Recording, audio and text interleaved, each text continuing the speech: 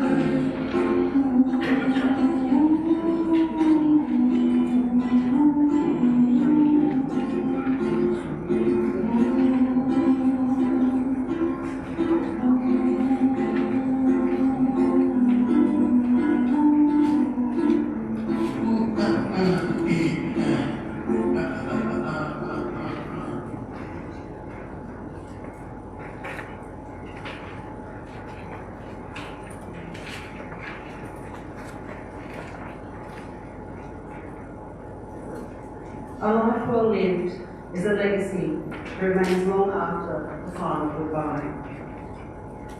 It is found in the stories told, the laughter shared, and the quiet strength that continues to guide those left behind. It brings comfort to the hearts to everyone gathered to honour and celebrate the life of Jean Margaret McNab.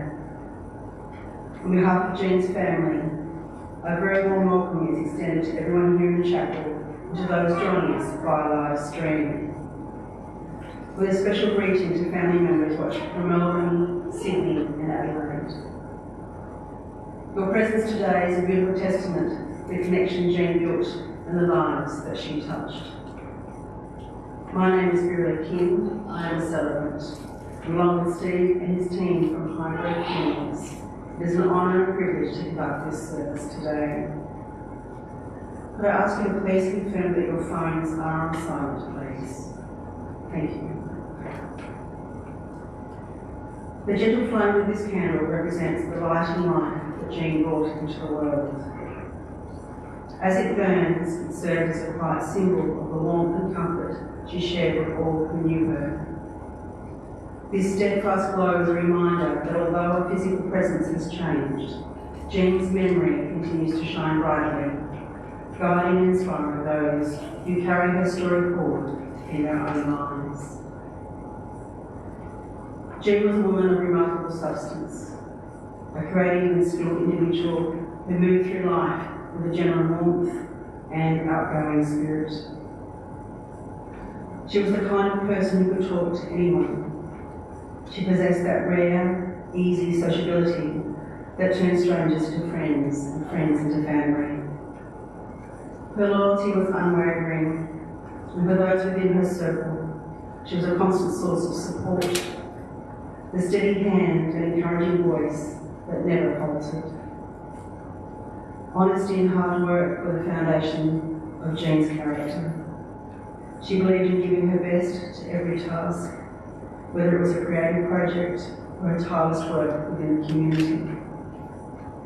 Jean was a natural carer, always looking for ways to be of service, such as her dedication to volunteer work at Tandara Auxiliary. She balanced this deep sense of responsibility with a wonderful sense of humour and a sharp wit. Though it must be noted that her legendary bravery had its limits, she absolutely hated snakes. Above all, Jean was a loving matriarch who understood the small gestures. Like the birthday cards, she faithfully sent her grandchildren with a few dollars tucked inside, were the threads that held the family together. Above all, Jean was a loving mother, grandmother, and great-grandmother. Her life was a testament to the fact that being community-minded starts at home, and she was a true friend to many, leaving behind a legacy of kindness, resilience, and a heart that was always open to giving. Grief is a unique and deeply personal journey, reflecting the depth of the connection shared with Jean. In the face of such a loss, it is natural for the heart to hold a complex tapestry of emotions, from the heaviness of sadness to the warmth of a sudden happy memory. There is no right way to navigate this path, nor to set a time frame for the heart to find its peace. It is important to be gentle with oneself and allow the stories and laughter of Jean's 91 years to provide strength. Comfort is found in the knowledge that her essence is woven into the lives of her children, her grandchildren and friends. By leaning on one another and sharing the treasures of her memory, the burden of sorrow is eased, and her light continues to guide the way. Jean's life was defined by a profound devotion to those she loved. Gary, Janine, Philip and Catherine were fortunate to have such an amazing mother, who, through her own example, showed them the importance of family, hard work, and meaningful contributions to society. She gave them a precious gift. The values instilled in them will no doubt follow them throughout their lives and be passed down to the future generations. What a wonderful legacy. It is heartwarming to reflect on the bond Jean shared with her grandchildren, Jane, Erin, Caitlin, Megan, Kendall, Joshua, Nathan, Gemma, Abby and Joel. To them, she was a grandmother who offered boundless love. That love continued to grow as the family expanded even further. Jean was blessed with 17 great-grandchildren. Her newest simply as old man, Nanny Jean, Great Nanny Jean, or Nanny Moo. Each generation, she was a link to their history and a source of immense pride. The memories of time spent with her and the gentle lessons learned at her side are treasures that will be held forever. Jean's capacity for connection extended well beyond her immediate kin. She was a true friend to many, and a special mention is made today of her dear friends, Aileen Hazelwood and Margaret Howe, and her niece Margaret Howe, whose companionship she valued so highly. While it's impossible to fully capture the depth of her relationship, Jean formed over 91 years. This large gathering here today speaks for itself. Her heart was vast, and she was always willing to go above and beyond for those that she cared about. Honouring such a special person in just a few words is challenging. But after sitting with Jean's children, they told me some of the highlights of her life, spanning all those remarkable years. Jean's story began on the 10th of July, 1934, born to Ted and Sylvia Buxton as the youngest of four. With a 16-year age gap between Jean and her elder sister Rita, a unique bond was formed.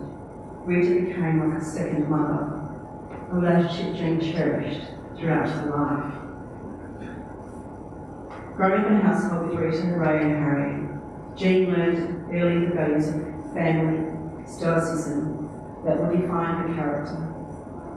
After attending Wilmot School, Jean's intellect and desire contribute led her to the Teachers' College in Hobart. Her career began at Oatlands before she moved to Sheffield, a move that would change the course of her life. It was here that she met Bruce McNab. Following their courtship, they were married on the 4th of May, 1957, beginning a partnership that would last 60 years. In the early years were busy and full with the arrival of Gary, Janine and Philip and Catherine. Jean led by example, hardworking and fiercely independent. She was a true partner to Bruce on the farm, milking cows and feeding animals. When Bruce broke his leg, Jean stepped up to assist Gary in keeping the farm productive. Professionally, her talent with needle was well known, and she worked for Ridgeway as a seamstress. At home, she drafted her own patterns and created beautiful wedding gowns. Life, however, threw a significant challenge her way when Philip was just 6 weeks old. While in North Bottom, a stone picked up by a tractor implement struck Jean's leg with such force that it shattered the bone. The injury was severe. It was only through the skill of surgeons that her leg was saved with the insertion of metal plates. Those metal plates remained part of Jean for 60 years. When they were finally removed, the family joked about whether the surgeon would even have a screwdriver old enough for the job. Those 3 plates now sit in the medical library at Birmingham Hospital, a lasting, literal piece of Jean's history and her legendary resilience. Jean's hands were really still, and her community spirit was boundless. She was always the first to roll up her sleeve for a good cause, whether it was cooking hamburgers for the Roland Boys' home annual fete, or working in the kitchen for the dinner and shows at Sheffield Hall. Each year at the Daffodil Show, Jean would invariably arrive late, set up her chosen cakes, and of course, walk away with first prize ribbon. In the garden, Jean was equally productive. Her veggie patches were bountiful, particularly her tomatoes. One year, a ton of tomatoes was converted into sauce and relish, much to Gary's delight. Her kitchen was a place of warmth, famous for the Sunday roast, drop cakes, Anzac biscuits, and her legendary featherlight sponges. Jean and Bruce shared a love for adventure, from the Canadian Rockies to farming tours in Finland. Jean enjoyed a cruise with Bruce and Catherine, exploring Hong Kong, the Philippines, Singapore, and then back to Darwin. Yet she was just as happy at home in Sheffield, supporting Carousel Auxiliary, serving as a treasure for the Bowls Club, or cheering on Collingwood and cricket. She cherished her routine, especially her Sunday phone calls to Philip and Janine, and her midweek chats with Gary and Catherine. Though she was stoic and strong, never wanting to be a burden, Jean's greatest pride was her family. She weathered the loss of her mother and her sister Rita, then her beloved Bruce in 2017, with quiet strength. In her final years, she was old man, Nanny Jean, great Nanny Jean, or Nanny Moo to the younger generations. When her great-grandchildren Darcy and Daisy were told that she had gone to heaven, Darcy innocently asked, "Who dropped her off?" While no one dropped her off, there is a deep reassurance in knowing that she arrived exactly where she belongs, reunited with Bruce and those she loved had gone before her. Lady Rolton has written a beautiful poem tribute to her Nan. These words, penned from the heart, capture the essence of Jean. For our Nan. We are 10 hearts standing together, each holding a memory of you. 10 grandchildren shaped quietly by the way you loved us, steady, gentle, and always there. Nan, you had a way of making us feel safe, without ever needing big words. Just a smile when you walked through the door, when no one looked across the room, and a calm comfort for being exactly where we belonged. So many of our memories begin with your baking, the smell of Anzac biscuits in the oven, rock cakes cooling on the bench, and us waiting impatiently nearby. Hope we'd be the first to grab one. There were your hands, always busy, knitting jumpers, tiny booties, little outfits made with love. For us first, and then for your 17 great-grandchildren, every stitch a quiet reminder of how deeply you cared. And then there were the ears washings, line up one by one, convinced your finger was so thorough it must have come out the other side of their heads. It was just one of those little things that showed how much you cared. You noticed the little things about us. You remembered what mattered. You were always there on the sidelines, showing up again and again. And all the quiet ways that stayed with family forever. As we grew older, we began to understand how much you gave. How often you put us first, and how steady your love really was. We will miss your voice. We will miss your smile. We will miss the comfort of knowing you were always there. But most of all, Nan, we will carry you with us in how we care for others, in how deep we keep family close, and how every batch of biscuits, every knitted stitch, made with love and patience. Thank you for loving us so gently, in all the quiet ways, and so completely. We are 10, but today we speak as one, with hearts full of gratitude and love that will never leave. Forever, your grandchildren. In honour of Jean's life, family members have put their thoughts into words. These tributes serve as a collective window into the many ways she touched the lives of those closest to her. Nan, you're always going to be in my heart. I'll always remember growing up and going up to Sheffield, watching you make cookies, cakes, and your yummy cheesecake. You always loved your white grape patties, especially when Les would bring them up for you. Les would say, this little bag is just for you. Helping you bottle feed the calves and remember I will treasure forever. I'll never forget your warmth and your sense of humour. Watching Collingwood play on TV, a one-eyed Collingwood supporter. And then onto the cricket saying, they should have fought that one. I'm going to miss your beautiful smile more than words can say. And then I'm going to miss you, and I'll always love you. Caitlin. I now invite Bronte to give her tribute to Jean, followed by Meg.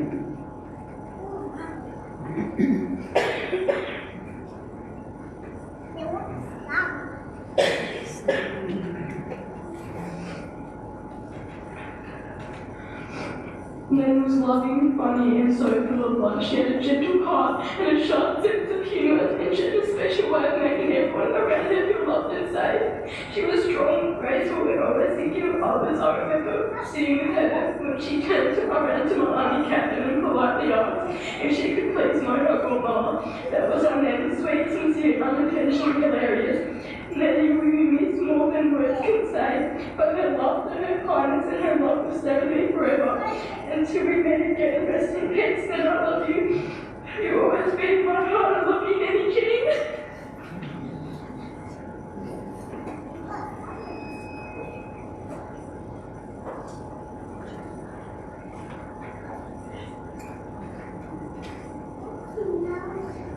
Nanny,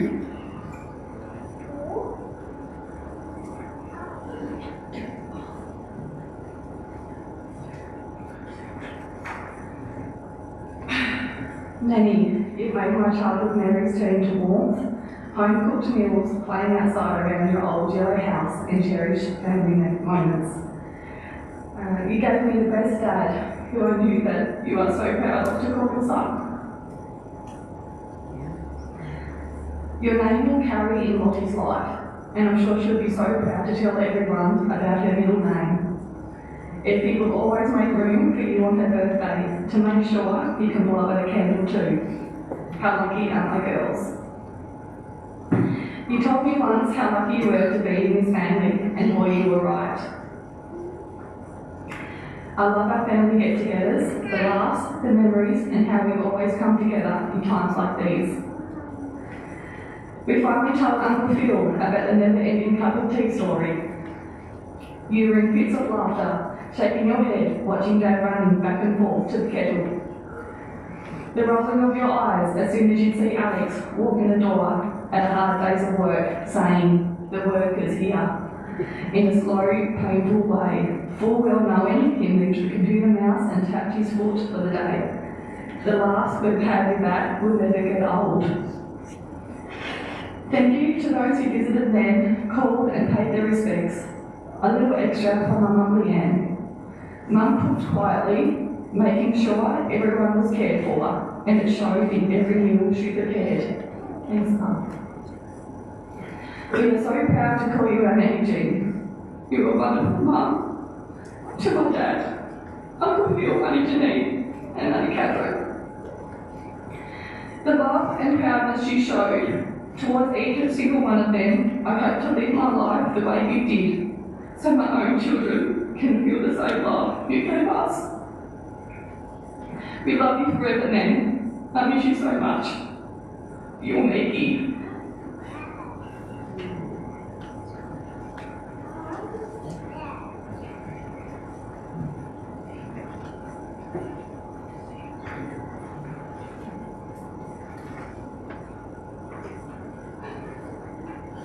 Jane was a woman who cherished every moment, believing that real memories are made with family and friends, were true treasures of life lived.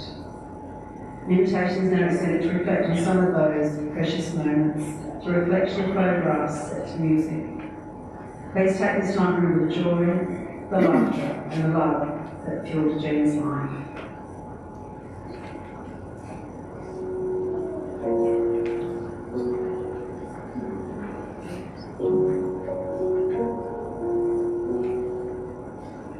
I took the supermarket flowers from the windowsill, threw the day-old tea from the cup,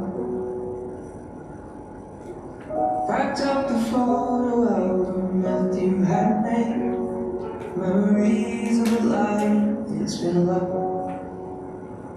Took the kettlebells and cards and stuffed animals, poured the old ginger beer down the sink.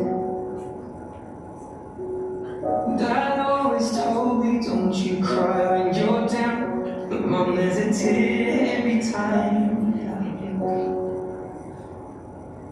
Oh, I'm in pieces, it's tearing me up, but I know a heart that's broke is a heart that's been loved, so I'll sing hallelujah.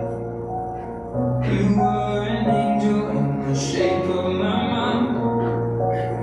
When I fell down, you'd be there holding me up. Spread your wings as you go, and then God takes you back and say hallelujah, you're home.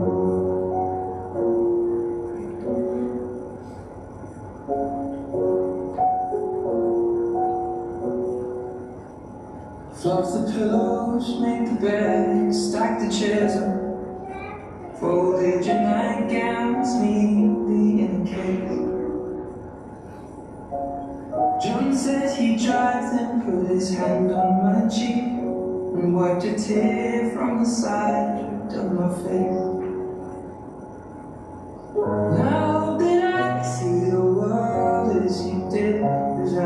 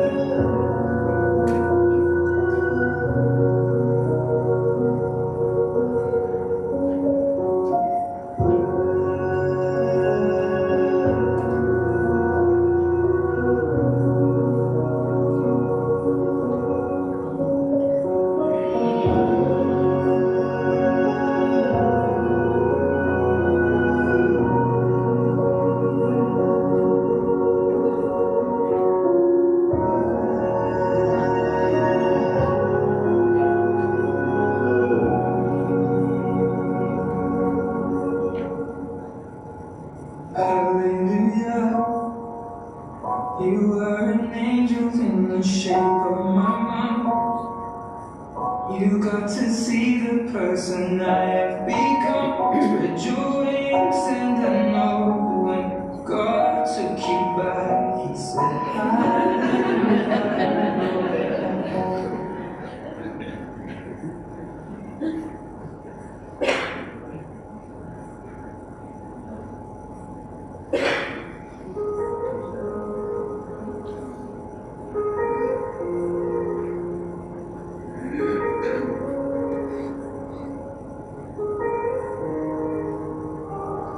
I wish that heaven had visiting hours, so I could just show up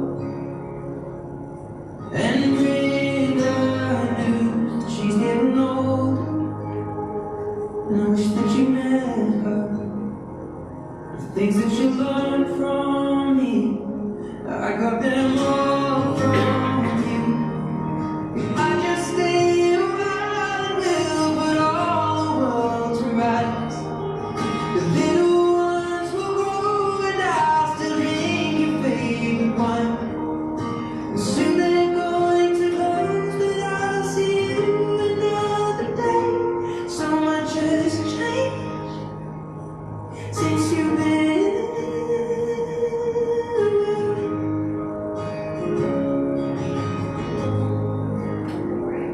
I wish that heaven visiting hours, so I could just swing by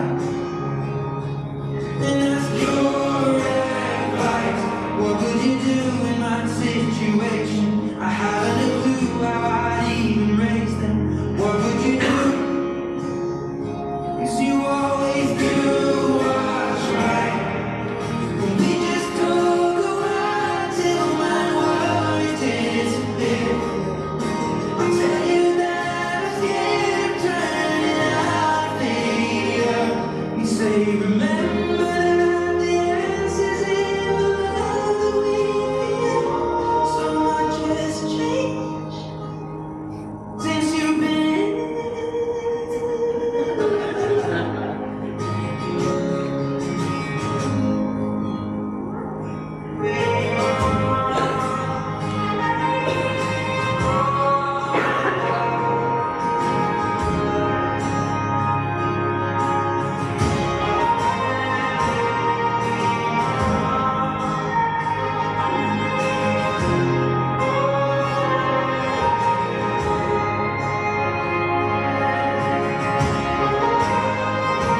I wish that heaven had visiting hours, and I would ask them if I could take you home. I know what they'd say, that it's for the best. So I will live life the way you taught me and make it on my own.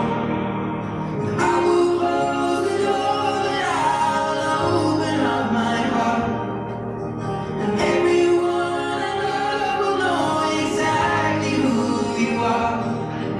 'Cause this is not goodbye, it's just till we meet again. So much has changed since you've been with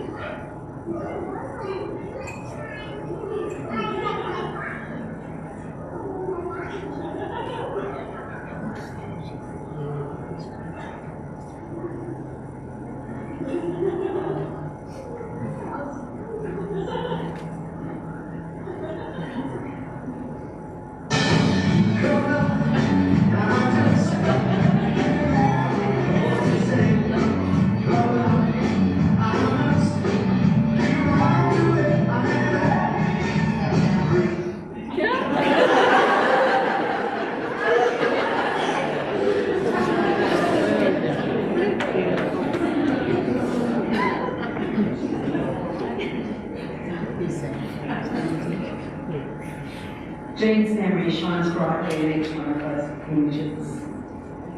Though her earthly journey has concluded, her spirit remains vibrant in these cherished moments, offering a lasting source of comfort and strength for all who loved her. May these memories be held close to the heart today and in the days that follow. As the story of Jean Margaret McNab's 91 years is brought to a close today, it is clear that she leaves the world a brighter place than she found it. From her creative hands to her hard-working heart, she modelled a life of integrity and joy.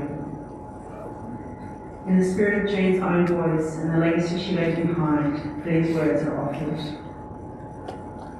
I've lived my life and done my best.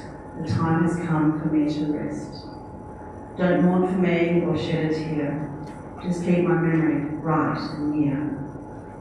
For in your hearts and in your smiles, I'll walk with you through all the miles. The family wishes to express their deep gratitude for the kindness and support and presence shown to them during this time. Your stories and memories of Jean are of great comfort. Following the service, everyone is warmly invited to join the family for light refreshments and continue celebrating Jean's life. Please join them at the country club to share further memories and a cup of tea in her honour. The time has come to prepare for the final farewell. This is a moment of deep significance, a transition from the Jean who walked beside her family to the Jean who will forever live within their stories and memories. While there is sadness in this departure, there is also a profound sense of gratitude for the 91 years of life, laughter and love. As the service draws to a close, the focus remains on the enduring nature of her spirit and the peace she has now found. If it is comfortable for you to do so, please stand.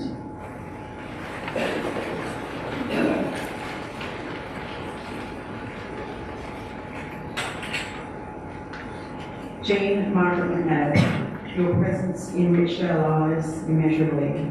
We now commit your physical body to its natural end with love and deep respect. Go now in peace, Jean, carried by the warmth of our enduring affection, to join your beloved Bruce. May the light of your memory forever guide us, and may we find comfort in the knowledge that love truly never dies.